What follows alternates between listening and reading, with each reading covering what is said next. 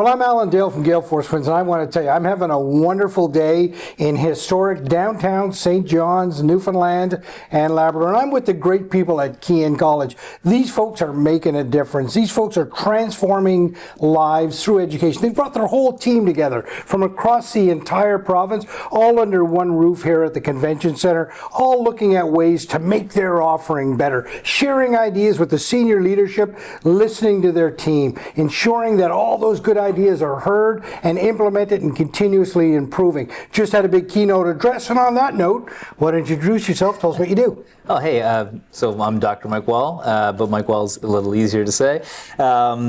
I am a professor at Memorial, but I work closely with Keene College because they help support our television show. We have a show called Health Explorer that airs on NTV and other stations around the world, and they've helped support the journey. So I came here today to share some of the lessons I learned about health, which is important for all of us. Could you give us a little synopsis of what you talked about for the broader audience? For sure. I came from a background of applied exercise physiology, right? So everything was perfect and your nutrients had to be right and your exercise had to be right. And after a while, I realized, because I was working in the private sector, that wasn't really working. Our communities are suffering from poor health and we're struggling with what health really is. We don't even know how to define it.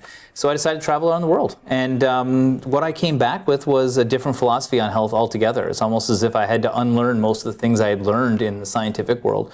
And that was that health is a combination of several things. It's our purpose in life, it's our community, and it's our mental and physical health. And that physical and mental health can involve simple activity, but it can also involve spirituality and other aspects that we consider maybe not to be critical factors in our healthcare system, but are wildly important in other parts of the world. And the purpose of the address to the Keene team was really to get them to think about that, or? Yeah, I think that, if people truly want to be healthy and they're looking, this is a very proactive group and they're doing a lot of really impressive things in the educational standpoint. I teach at Memorial. I know how challenging it can be to educate groups and groups of people and get them across the finish line and allow them to be functioning with the skill set you taught them. And so that takes a lot. It takes a lot of our health. It takes a lot of our wellness. And so really it was about today was saying, look, if you want to do things that are really going to impact you and make a difference and move the needle in both your personal and professional life, here's where I would focus. Don't do the same thing we've been told for generations about we have to be and live a certain way and restrict and do these things that aren't necessarily adding to our lives. We need to fill our cup full of things that are really valuable and readily available too, like community. We have that here in Newfoundland, right? Right. And so I think it was more to shift perspectives and say, look, I'm being healthy if I'm doing something that's good for the way I feel, not necessarily according to what a wellness program said. I love that perspective, and what a cool sort of conversation to bring into your broader team. Yeah. To take care of yourself so that we can take care of others. And that's really what these folks are all about, helping those students that come through the door. And the best way to do that is be healthy yourself. Oh, 100%. And I think that, we downplay the benefit of how much it adds to us. And we also shy away from doing those things because we don't think they're going to be effective. But because, again, we've been programmed to think that there's a certain recipe for health. But that isn't applicable to most people. Most people don't have the time, the money, the resources, or even enjoy doing it. But there's lots of things we can do if we were to broaden our horizons and change our perspective. And, my perspective, the reason I talk about this is because I'm supposed to know the answers as a PhD in medicine. But I've learned most of the stuff by experiencing it and learning it firsthand from different communities. And I think there's a lot of different things we can instill in our population that would make a huge difference. And that's what I hope they got out of it today. I use an analogy at the end saying that you got a cup of water and every drop of water is the same size and same importance, same significance, but it only takes one to make the whole thing overflow. Those are those things we're doing that aren't good for our health. So all they've got to learn how to do is take out one for every one they put in. Their cup doesn't get more full. Right. Maybe they learn how to take out two for every one that goes in, and then their health improves, but they're still doing what they love. That's balance. I love that approach again, right? Yeah. So you've traveled around the globe. Yeah. You've been looking at communities, you've been looking at people through the lens of health, through this broader perspective of community and all of those pieces. You must find so many intriguing stories that you want to take back home to Newfoundland and vice versa. Yeah. The things that are happening right here, which is a pretty good place, and take to other parts of the world. There are a couple of those that jump off the page for you. 100%. And what's really interesting is that I went to Okinawa, which has this whole blue zone where people live exceptionally long lives, and they really focus on community. And when you go to Costa Rica, and it's one of the places where the poorest people live longer than the richest people, they really focus on community. And then I go to a place like Morocco, where I was trying to rush around, get shoots done for our show, and be like, are you going to be here at a certain time? He's like, where we're from, we say if you're in a rush, you're already dead. Well, they foster business and they do work by taking time, having tea. There's consistencies because people are people no matter where you are or what your background is. And so I think that it's just reinforced some of those things. And I think that in Newfoundland we have untapped resources for the things that can truly improve our health. So yes, there's been unique specific stories like Bhutan, which prioritizes happiness above all else, and they end up having a booming economy as a result of it. Right. But I do think that people are the same no matter where we are, no matter what language we speak or where we live. Isn't that so true, right? And it's when you talk that way, and I reflect back on all the conversations that we've had the pleasure of being in GaleForceWins and really across sectors, it all comes down to a secret sauce here in Newfoundland that is the people, that is the community. They understand that if we do well, we all do well, right? And that rising tide floats all boats. So it's just a matter of reminding people that we have everything right here. And we have the hardest stuff to get. Okay, so we have the happiest population, we have the highest perceived quality of life, even though we have the poorest health. Now, most places require to have good health before they think they're living well. We think we're living well and we don't have good health. The good health is easy to fix. We can do that with health literacy, through education, by inspiring people to take action, by having supportive communities, and we're seeing that trend that's happening in the province right now, which is fantastic. We've got the hard stuff done.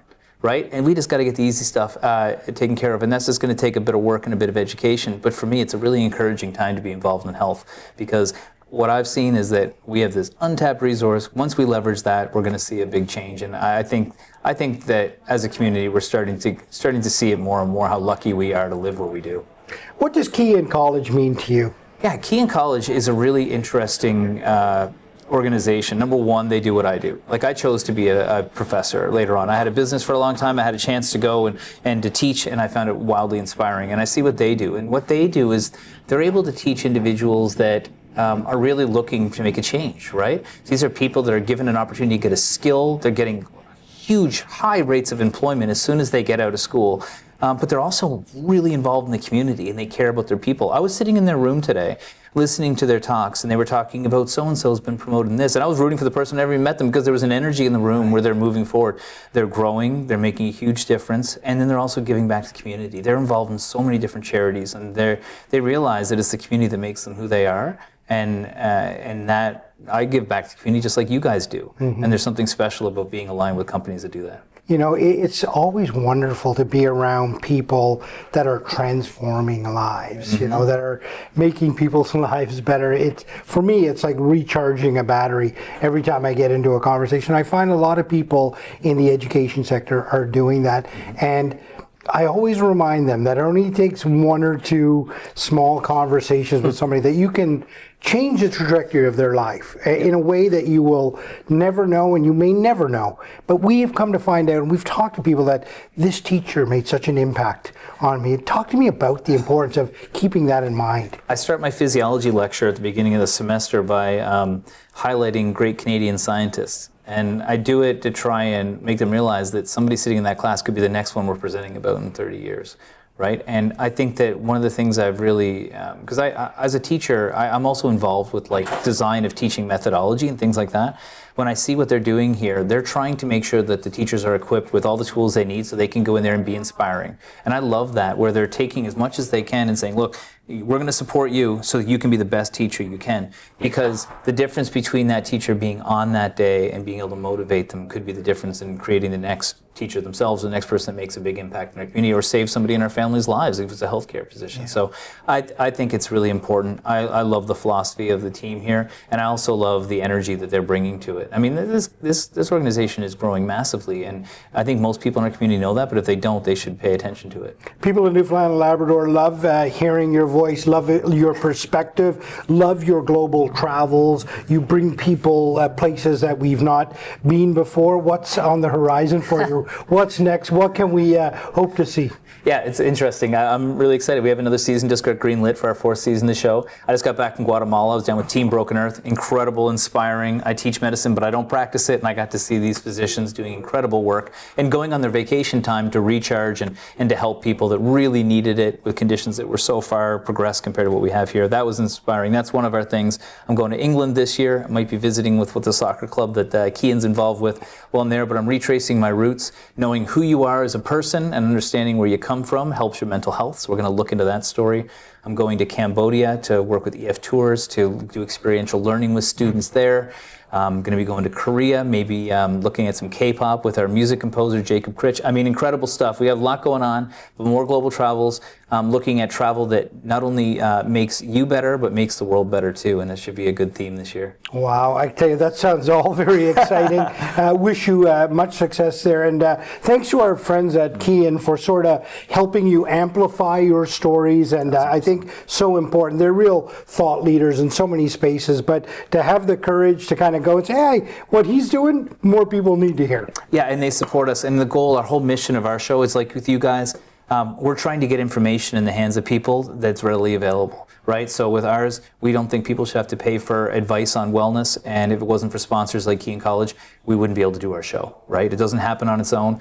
They've been wildly supportive of us. They've been enthusiastic in helping us in any way they can. And just to come home and share these stories, it sort of brings it all home for me too. I get a lot out of this because now I get to realize, wow, like if it wasn't for these guys, we wouldn't be doing what we're doing. And I'm very grateful. Well, you're an inspirational fellow. Thanks for being man. on GaleForceWins. I can tell you this, the world needs more Dr. Mike Wahl.